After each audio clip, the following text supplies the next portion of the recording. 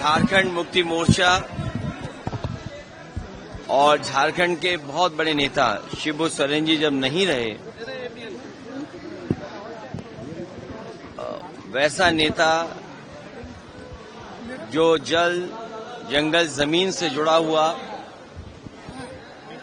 शिबू सोरेन जी ने आदिवासी भाई बहनों की तकलीफ, परेशानी और अन्याय जो उनके साथ हुआ उसके लिए जीवन भर संघर्ष किया। ऐसे बहुत कम नेता हैं जिन्होंने अपने पूरे जीवन में एक पार्टी खड़ी की हो, नया प्रदेश बनाने में संघर्ष किया हो और अपनी अगली पीढ़ी को वो विरासत के रूप में देखे गए हों।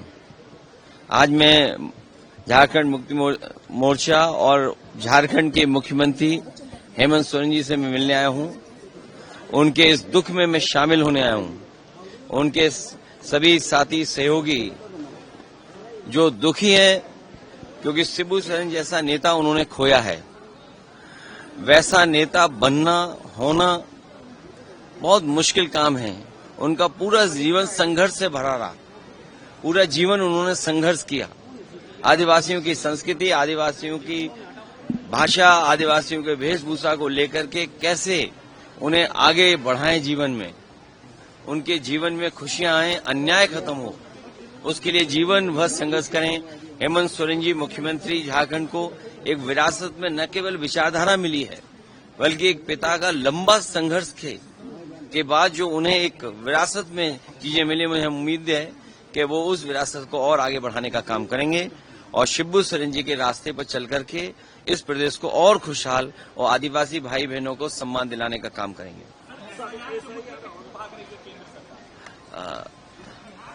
भारतीय जनता पार्टी का सबसे बड़ा काम है साजिश करना, षड्यंत्र करना, और जब बुनियादी सवालों के जवाब उनके पास नहीं है तो चुनाव में किस तरीके से षड्यंत्र करें, चुनाव में कैसे हेराफेरी करें।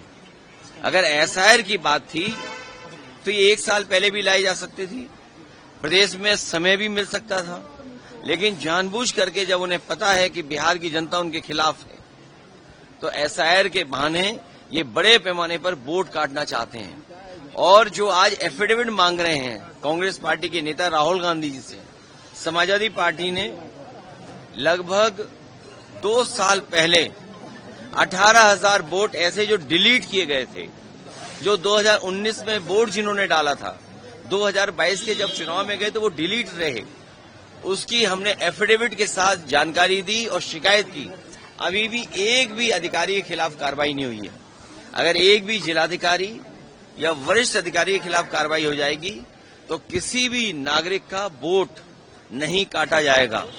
ये हकमारी तो करते ही थे, ये भारतीय जनता पार्टी के लोग हकमारी तो करते ही हैं, लेकिन अब मतमारी भी कर रहे हैं। जो मतदान का अधिकार है उसको भी छीनना चाहते हैं लोग।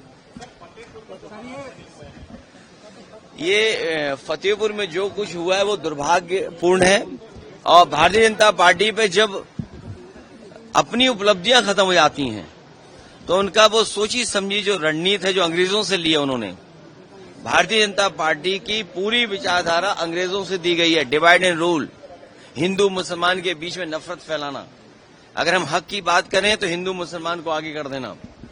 ये जिस तरह का काम हुआ है फतेहपुर में, सरकार को उन दोषी लोगों के खिलाफ कार्रवाई करनी चाहिए।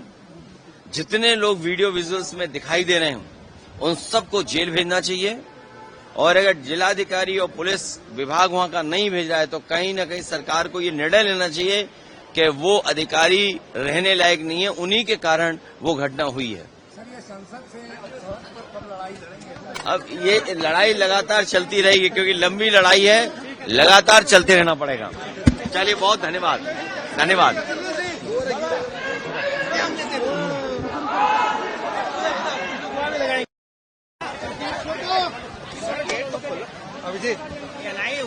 हाँ, मैं हट गया। अरे नहीं हटाओ, बाइक दे दिए सर।